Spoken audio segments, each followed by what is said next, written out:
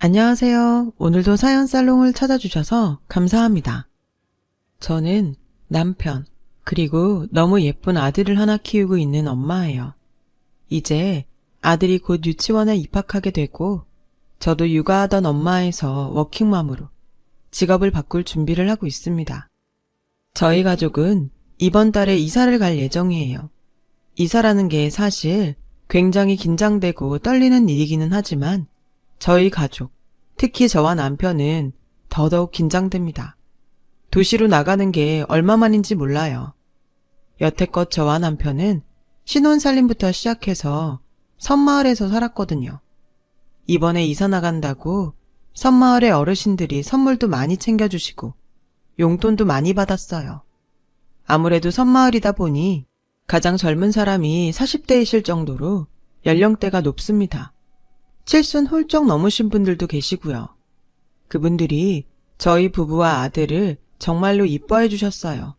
특히나 아들만 보시면 이게 얼마 만에 보는 어린애냐, 그놈 참 똘똘하게도 생겼네 하시면서 이뻐해 주시고 아들이랑 같이 나가면 꼭 돈 몇 푼을 들고 돌아오곤 했죠. 몇 번을 사양해도 호응까지 내시면서 돈을 쥐어주시더라고요. 그만큼 어린 아이들을 보는 게 어려우신 분들이고 손주를 보신 분들이라도 섬마을이다 보니 자식들이 방문을 잘 안 하는 것 같아요. 그래서 저희가 이사 나간다는 소식을 전했을 때부터 눈물을 보이시는 어르신들도 있었어요. 저희도 정들었던 어르신들을 두고 나가려니 마음이 짠해지더라고요. 그래도 그래, 젊은 사람들이 도시 나가서 살아야지. 애도 있는데 여기서 애 키우기 힘들어 하시면서 응원을 많이 해주셨습니다. 저희가 이 섬마을과 영원히 인연이 끊어지는 건 아니에요. 1년에 몇 번은 꼭 올 거거든요. 무엇보다 이곳에는 저와 남편이 정말 사랑하는 분이 잠들어 계시기 때문이에요. 바로 남편의 어머니이시자 제 시어머니시죠. 어머님은 돌아가시기 전에 참 많이 아프셨어요. 투병하시는 동안 제가 간호를 해드렸었죠. 신혼 시절이었는데 그때 주위에서 욕도 참 많이 먹었었어요. 바보 같다고요. 자기 같았으면 아픈 시어머니 간병하게 하는 남편하고는 결혼 안 했을 거라고요. 그런데 저는 전혀 원망하지 않았어요. 몇 가지 이유가 있긴 한데 가장 큰 이유는 남편을 사랑했고 믿었기 때문이었습니다. 남편은 제가 본 사람 중 가장 바르고 성실한 사람이거든요. 그리고 무엇보다 어머님이 돌아가시고 나서 분에 넘치게 받은 게 많아서 지금 생각하면 그때 더 잘해드릴 걸 하는 생각을 하고는 해요. 남편은 대학에서 만났어요. 같은 과는 아니었는데 동기의 손에 떠밀리듯이 나간 단체 소개팅 자리에서 만났죠. 소개팅 생각은 하나도 안 했어서 한없이 어색하기만 한 자리에 남편이 있었고 남편 얼굴에 떡하니 나는 이 자리가 불편하고 빨리 벗어나고 싶어 라고 쓰고 앉아 있었습니다. 다들 짝꿍 찾아서 하하호호 수다 떠는 동안 남편이 제게 여기 오기 싫었죠? 저도 그래요 라고 먼저 말을 걸어주었고 저는 제 마음을 알아준 남편이 참 고마웠었어요. 다른 친구들 눈에는 저도 짝을 찾은 것처럼 보였겠지만요. 어쨌든 그날 저는 남편하고 수다를 많이 떨었고 대화가 잘 통해서 친구가 되었다가 얼마 안 있어서 사귀는 사이가 되었어요. 만나면서 이 사람 진짜 좋은 사람이구나 라는 걸 매일매일 더 느꼈고 어린 나이였지만 결혼 생각이 들 정도로 미래에 확신이 생겼어요. 남편이 군대를 다녀왔기 때문에 졸업을 같은 연도에 할 수 있었어요. 졸업하고 나서 남편은 곧바로 좋은 기업에 취직을 했을 정도로 능력도 좋았습니다. 남자친구가 아니라 사람 대 사람, 또 같은 취업 준비생의 입장에서 봤을 때 질투가 날 정도였지만 남편은 너는 더 좋은 데 갈 수 있을 거야. 천천히 기다려봐. 라고 말해주면서 자기를 뽐내지 않고 오히려 저를 더 걱정하고 응원해 주었어요. 다행히 몇 달 뒤에 저도 어느 정도 괜찮은 중소기업에 취직을 해서 일을 하게 되었어요. 같이 돈을 모으게 된 것이죠. 그때쯤 저희는 이미 결혼 이야기를 시작했었어요. 얼마 적금도 들고 돈을 모아서 결혼을 하자고 했죠. 저나 남편이나 결혼식을 크고 화려하게 할 생각은 없었기 때문에 큰 돈을 모을 때까지 기다리지는 않아도 금방 결혼을 할 거라고 생각했어요. 그리고 얘기한 대로 1년 반 정도가 지나서 어느 정도 자리를 잡았고 저희는 결혼을 하게 되었어요. 결혼 준비를 하면서 남편에게서 가정사를 처음으로 듣게 되었죠.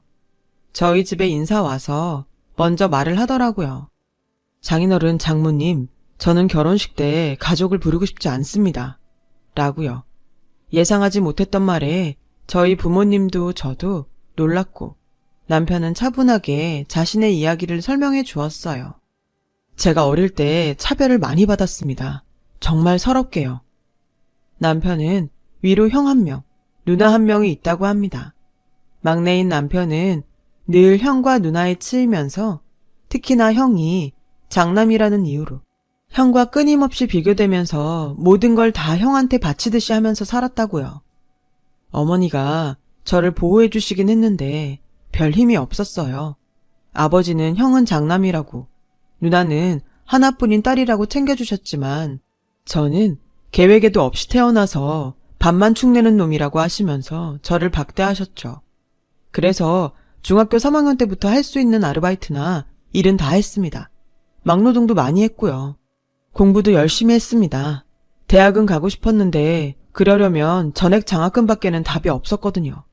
다행히도 전액 장학생에 선발이 되었고 대학 입학과 동시에 짐을 싸서 집을 나왔습니다. 염치 없지만 친구 집에서 얹혀서 대학교 생활 내내 같이 살았어요. 그저 평범하게 자취하는 거라고 생각했던 저였는데 그 이야기를 듣고 내가 너무 몰랐구나, 내가 너무 무관심했나 싶었어요. 집과는 연락을 하지 않고 앞으로도 할 생각 없습니다. 그 사람들은 저를 아들이나 동생 취급해준 적이 한 번도 없는 사람들이에요. 참 부끄러운 가정사라는 것은 알지만 두 분이 허락만 해주신다면 평생 장인어른 장모님을 제 부모님처럼 모시고 서영이랑 행복하게 살겠습니다. 남편은 이야기를 울먹이면서 마쳤어요. 아빠는 어린 게 얼마나 상처를 많이 받았겠나, 고생 많았어 라며 남편의 어깨를 두드려 주셨고 엄마는 같이 우시면서 그래, 내가 장모 말고 엄마 할게. 내가 이제 우리 아들 잘해줄게. 힘들었던 기억은 다 잊어라 하셨습니다. 그렇게 저희 부부는 결혼 허락을 받게 되었죠. 남편의 강경한 의사에 따라 저는 시댁과는 아예 연락을 할 생각도 안 했어요. 남편이 너 혹시 나중에 후회한다, 이런 걱정 때문에 나 몰래 우리 집 찾아보거나 그런 생각하지 마. 괜한 걱정이긴 하지만 노파심에 그래. 라고 강하게 말했거든요. 저한테는 뭐든 다 좋다 하던 사람이어서 그런 강한 태도를 처음 보았기 때문에 놀라기도 했지만 한편으로는 그래, 이 사람이 상처를 정말 많이 받았구나 하고 알겠다고 했습니다. 그렇게 저희는 시댁 식구들 없이 제 가족들과 대학 친구들, 회사 사람들만 불러다 놓고 결혼식을 올렸고 행복한 신혼생활을 시작했어요. 신혼생활은 정말 행복했어요. 바쁘게 일하고 퇴근해서 집에 와서 같이 야식 먹고 놀다가 자고 또 일하고 와서 같이 밥 먹고 평범하지만 행복했어요. 그러나 저희 부부의 평범하고 행복했던 일상은 결혼한 지 몇 달 만에 뒤흔들리고 말았습니다. 토요일 점심이었어요. 한가하게 집에서 남편과 시간을 보내고 있었죠. 그런데 남편에게 전화가 한 통 걸려왔어요. 대수롭지 않게 받은 남편의 표정은 점점 굳어갔고 이내 목소리까지 높아졌다가 전화는 끝났습니다. 왜 그래? 무슨 일이야? 하고 물으니 남편이 나 잠깐 어디 좀 다녀와야 할 것 같아. 늦을지도 몰라. 걱정 말고 다녀와서 설명해 줄게. 라고 말하더니 다급하게 옷을 챙겨 입고 나갔습니다. 저는 당연히 무척이나 걱정되었지만 와서 설명해 준다는 남편의 말을 믿고 잠도 안 자고 늦은 시간까지 기다렸어요. 남편이 돌아온 건 새벽 3시가 다 된 시간이었습니다. 그때까지도 안 자고 기다리던 저를 본 남편은 울면서 제게 미안해 서영아 하고 말했어요. 놀라서 무슨 일이냐고 자세히 말해보라고 하니 남편이 눈물 섞인 목소리로 사정을 설명해 주었는데 그 이야기가 참 개탄스러웠어요. 남편에게 전화를 건 건 이름도 처음 들어보는 섬마을의 이장님이었다고 해요. 이진영 씨 맞으시죠? 여기 어머님이 와 계신데 언제쯤 들어오실 예정이십니까? 뜬금없는 말에 남편은 자세한 사정을 물었고 이장님은 형님 되시는 분이 여기 모셔놓고 가셨는데요. 동생이 와서 모시기로 하셨다고요. 라고 하셨대요. 청천벽력 같은 말에 남편은 놀라서 자세한 사정을 들으러 그 생소한 섬마을로 향한 것이고요. 참 그런 폐륜화가 따로 없습니다. 남편의 어머님이 당뇨병과 중풍 등 거동조차 거의 불가능하실 정도로 편찮으셨는데 남편의 형님이 해외 이민을 핑계로 어머님을 놓고 간 거예요. 그리고 남편의 이름을 써두고 남편 연락처를 알아내선 동생이 어머니를 모시겠다고 한 상황이다. 라고 말해두고 말 그대로 튀어버린 것이었죠. 남편은 놀라고 화가 나서 형에게 연락을 했지만 받지 않았다고 합니다. 남편 아버지는 어머니와 이미 이혼을 하신 상태였다고 하네요. 이혼 후 다른 분과 살림을 차리셨다고 하고요. 남편의 누나는 나 임신했다, 못 모신다 는 말만 남기고 연락을 끊어버렸다고요. 보호자의 이름은 이미 남편이었고 여기서 어머님을 모시지 않는다면 노인 유기로 적용될 수도 있는 상황이었어요. 남편은 미안해, 나랑 헤어지고 싶다고 해도 이해해 하고 한참을 울다가 겨우겨우 잠에 들었어요. 깊이 고민했죠. 지금 다니는 회사나 그런 것들을 포기하기 힘들었지만 그렇다고 남편과 정말 헤어지기도 싫었어요. 처음 보는 그것도 몸이 아픈 어머님을 모시는 것도 겁이 났고요. 그래도 저는 결정을 내렸습니다. 남편에게 일단 난 오빠랑 같이 살 거야. 우리가 가서 모시고 살자. 그 사이 오빠가 아주버님을 찾아서 어떻게 고소하거나 그러면 되지 라고 말했습니다. 남편은 너한테 너무 죄 짓는 것 같아서 너무 미안해 라고 말하면서 또 울었어요. 정말 번갯불에 콩 볶듯이 섬마을로 이사가 결정되었고 주위 친구들과 부모님도 정말 놀라셨습니다. 친구들은 시동부터 이게 무슨 고생이냐? 세상에 조선시대도 아니고 지 아픈 엄마를 그렇게 내버리고 가는 미친놈이 어딨어? 라고 아주버님과 형님 부부를 실컷 욕했죠. 섬마을에 도착해 낡은 빌라로 들어가니 바닥에 이불 깔고 누워 계신 어머님이 보였어요. 첫 만남이었죠. 어머님, 안녕하세요. 저는 김서영이고 어머님 둘째 며느리예요.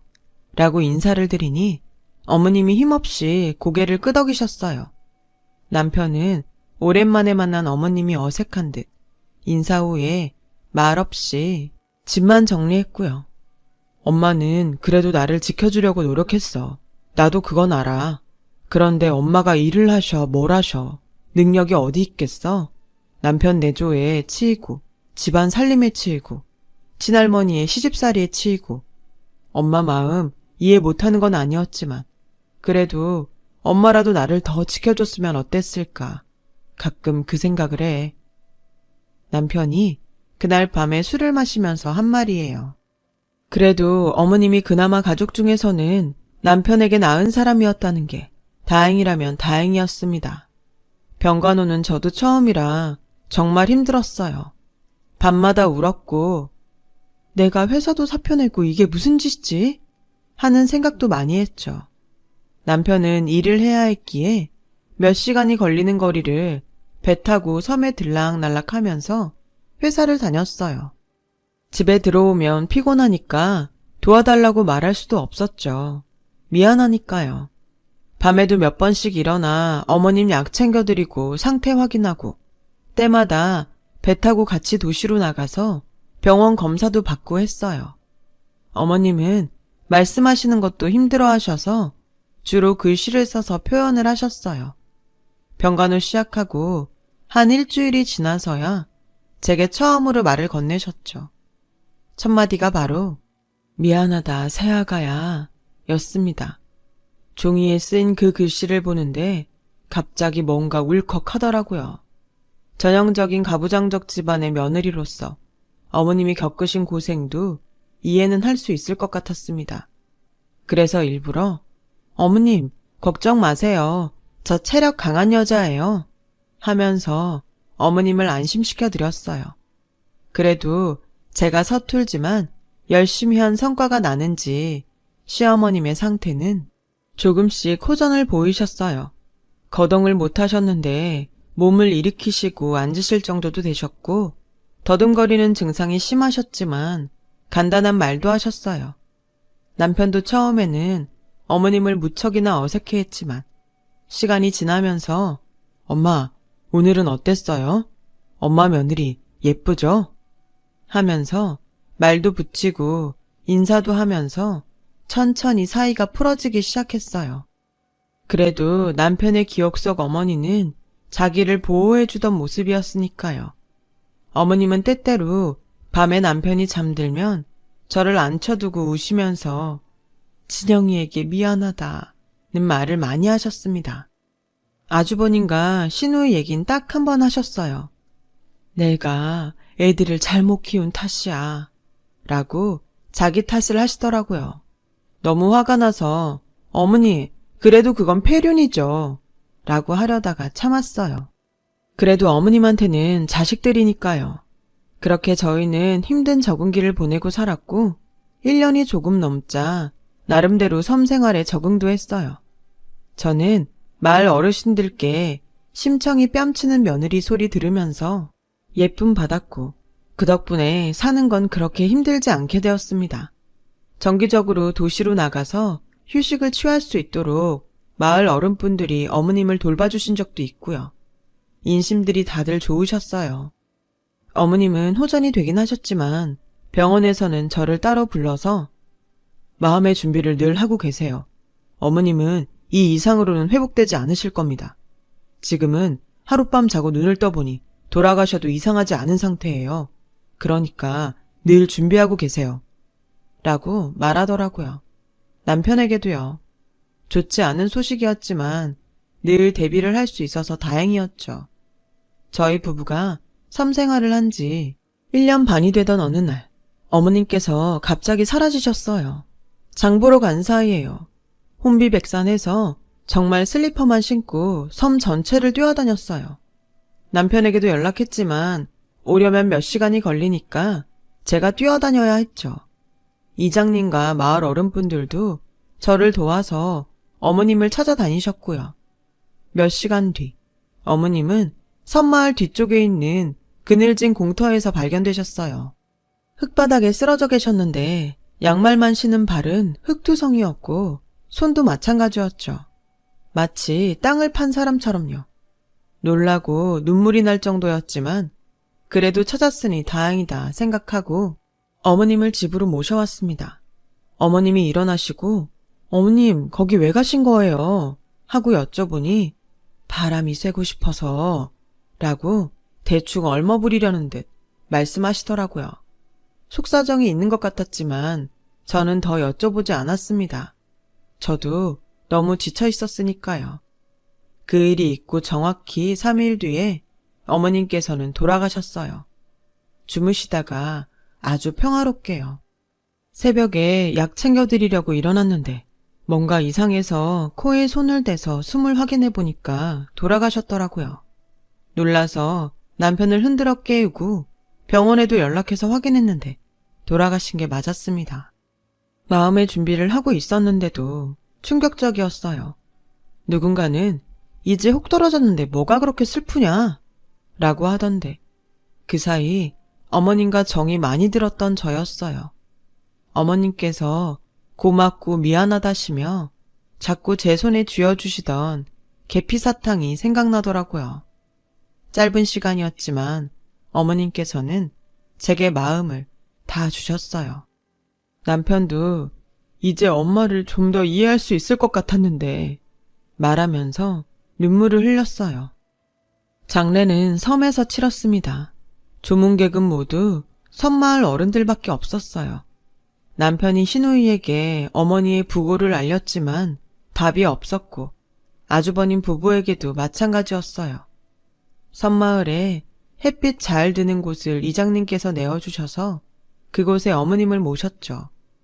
장례가 끝나고 집에 돌아와 짐을 정리했습니다. 어머님 짐은 많지도 않았어요. 그런데 어머님의 이불을 들추자 이불 아래서 종이 한 장이 나왔습니다.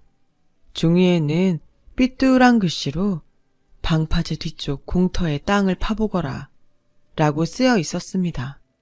그곳은 어머님이 돌아가시기 며칠 전에 쓰러지신 채 발견되었던 바로 그 공터였어요. 유언과도 같은 그 말에 저와 남편은 공터로 갔죠. 그곳에는 커다란 돌로 표시된 곳이 있었고 저와 남편은 돌을 치우고 땅을 팠어요. 깊이 파지도 않았는데 안에서는 흰 봉투가 나오더군요. 기력이 쇠하셔서 깊이 팔 기운도 없으셨겠지요. 그 봉투에는 어머님의 편지가 들어있었고요. 진영아, 서영아, 못난 엄마가 미안하다. 진영아, 어린 날들에 많이 서러웠지? 엄마가 미안하다. 능력 없는 애미가 너를 지켜주지 못했어. 장남이라고 하나뿐인 딸이라고 이쁨 받는 첫째, 둘째에 치이고 아파하는 널 보며 엄마도 너무 아팠단다. 그런데도 잘 자라. 좋은 며느리 데려와서 너무나 고마워. 해준 것도 없는데 병간호 받느라 애미가 정말 고맙고 미안했단다. 이곳에 편지를 묻은 건 너에게 주려고 한 걸 내 힘으로 끝까지 지키기 위한 노력이고 내 마음이란다. 이것들로 너의 지난날의 아픔을 다 치료하지 못할 거라는 건 알지만 그래도 엄마의 마지막 마음을 받아주렴. 이곳에 꼭 연락해서 가보거라. 그 말 끝에는 어떤 집 전화번호와 집 주소가 쓰여 있었습니다. 남편과 저는 집으로 돌아와 그 번호로 전화를 걸었어요. 저는 이진영이라고 하는데요. 라고 하자마자 전화기 너머에서 아우, 네가 진영이구나 하는 소리가 들리고 그 사람이 울기 시작하더라고요. 직감적으로 뭔가 있다고 느낀 저희 부부는 어머님이 적어주신 그 주소로 찾아갔어요. 한적한 시골 마을 집이었어요. 도착해서 문을 두드리자마자 바로 한 어르신이 뛰어나오셨어요. 어르신은 내가 너희 오기를 얼마나 기다렸는지 모른다 라며 저희를 안으로 데리고 들어가셨어요. 차를 한 잔씩 내어주신 어르신은 통장 하나와 저희 부부 앞에 서류 몇 장을 펼치셨어요. 그건 놀랍게도 아파트 명의 서류와 주식 관련 서류였습니다.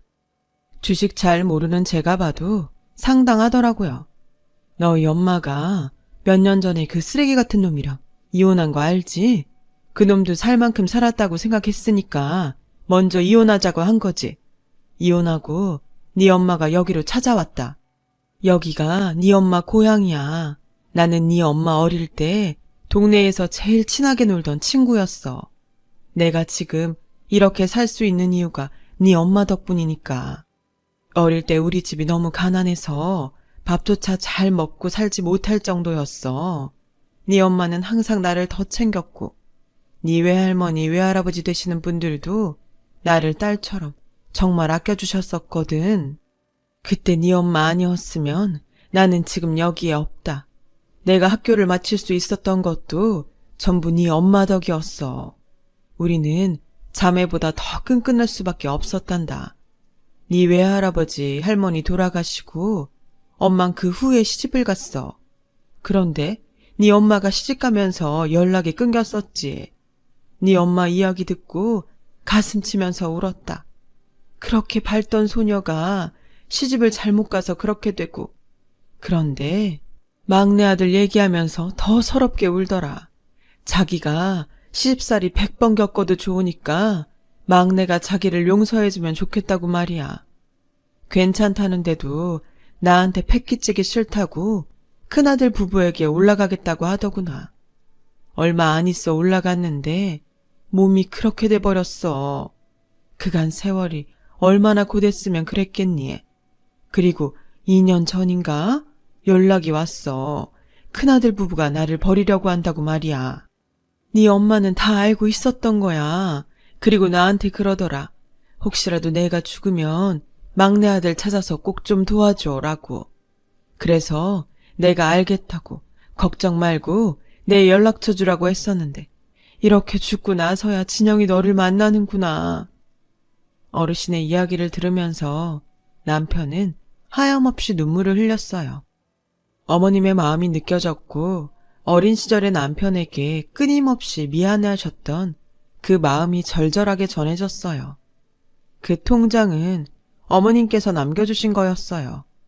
펼쳐보니 5천만 원이라는 돈이 있더라고요. 평생 그 돈을 꽁꽁 숨기며 모으기 위해 열심히 사셨을 어머님을 생각하니 안타깝고 슬프고 말할 수 없는 감정이 들었습니다. 그리고 그 어르신은 여기 이 서류들은 내가 널 위해서 준비한 것들이야. 나는 우리 아들한테 사업체 물려주고 이제 여기서 유유자적 지내고 있어. 이거 가지고 가서 능력껏 잘 사용해봐. 나는 이제 네 엄마한테 받은 거 다 돌려준다 생각하고 더 기쁜 마음으로 여생을 살련다. 남편과 저는 이걸 받아도 될까요? 하고 물었지만 어르신은 당연하지. 네 엄마가 나한테 어떤 사람인데 나는 너희가 내 친구 바람대로 잘 살았으면 한다. 나중에 혹시 아기 낳으면 한번 데리고 와서 인사나 시켜주렴. 라고 하시며 서류를 저희 손에 꼭 쥐어주시더라고요. 그 재산들은 너무 큰 돈이기도 했고 아직도 저희가 그대로 가지고 있습니다.